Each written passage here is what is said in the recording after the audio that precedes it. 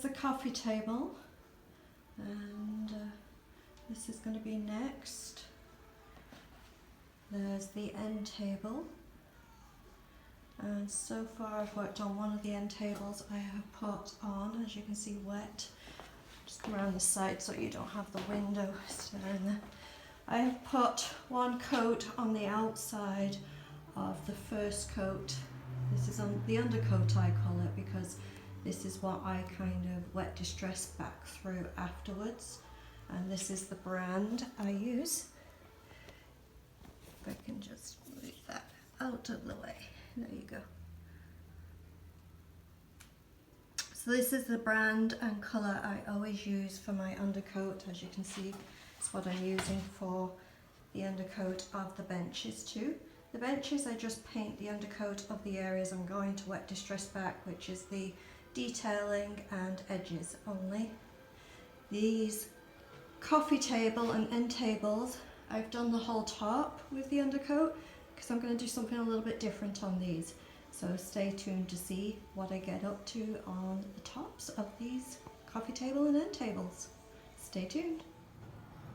All the pieces here now have got the first undercoat on already, and now I'm going to let them dry for about 4 hours for the first coat, and then I will be putting a clear coat on all of the areas that I painted today.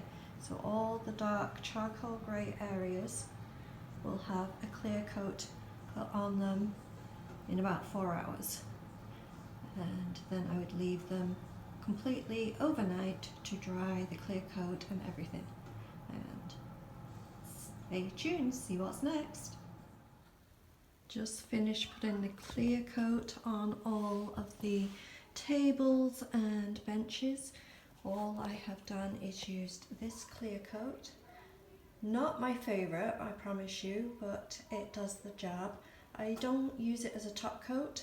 I usually use clear wax, but for in between, to protect the first layer, I do use this. And what it does is, when I'm wet distressing back, the water on the damp cloth doesn't actually wet distress the grey back because it's protected with this. So all the areas I want to protect and not pull up, I actually use some clear coat over to protect it. So everywhere I painted the charcoal grey today, I have put a layer of clear coat everywhere. Looks like I missed a part. Let's see. Still got a little bit of a damp paintbrush here. Sorry, my words are just going out of the window, end of the day. But yeah, just quickly do like, there we go, quick little once over just with the protected clear coat. And when I've put that on, I let it dry overnight. So now I'm letting the whole thing dry overnight, and then tomorrow we will be putting the top coats on, and I'll show you what I'm doing there. With the benches, I only need to put the charcoal grey and the clear coat on the edges and details because that's what I'll be distressing back. On the actual tables, I've done the whole top of the tables because I'm going to be doing something slightly different. So stay tuned to see what I'm going to do with the tops of these tables tomorrow. So I've got all the clear coat is now dry, and now I'm going to start doing the top coat. But before I do, I use this product here. It's just a basic Vaseline petroleum jelly, and I am going to apply this to the areas that I don't want the white top coat to adhere to. So I do it on the details and the edges, and I'm going to be doing something slightly different on the table, so I will show you that as well. So I just get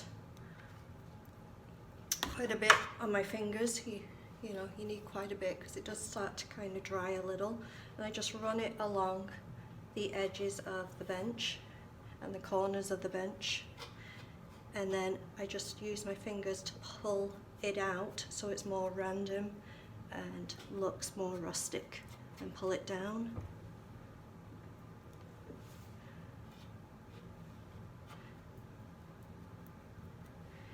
Doing all the edges, corners.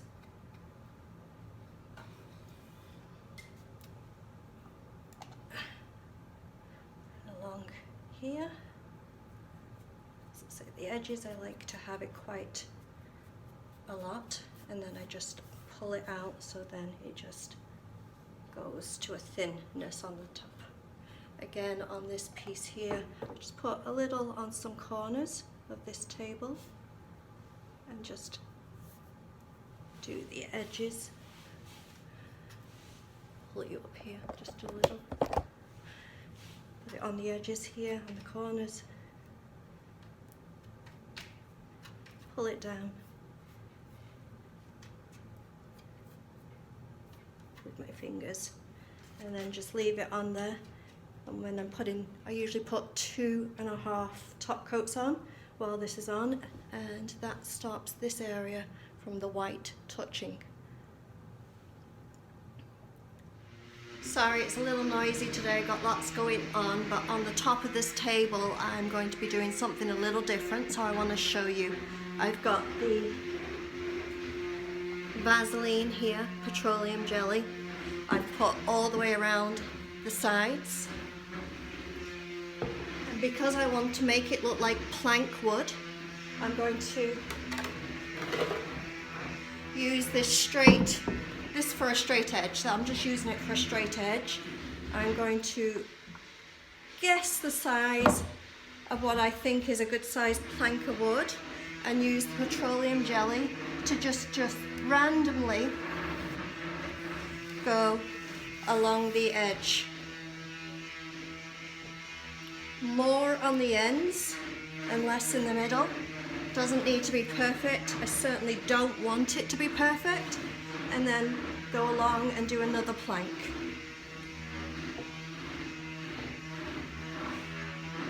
Along the edge, going towards the middle, along this edge, and going towards the middle. Making sure you kind of round off the ends. And you don't want any straight lines. You want it random. And as I say, go along and make sure that your last one is a good one for the end piece too. And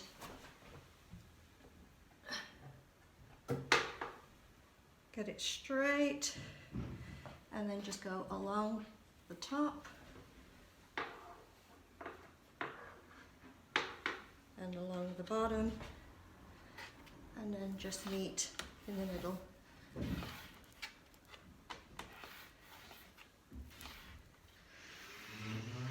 Like that. When you paint the top coat, you want to go in this direction so that you're not changing the lines. If you went this way, you'd be moving the lines. So we want to paint this way. I'll show you in a little bit when I've finished all this kind of getting ready. I'll show you the next step.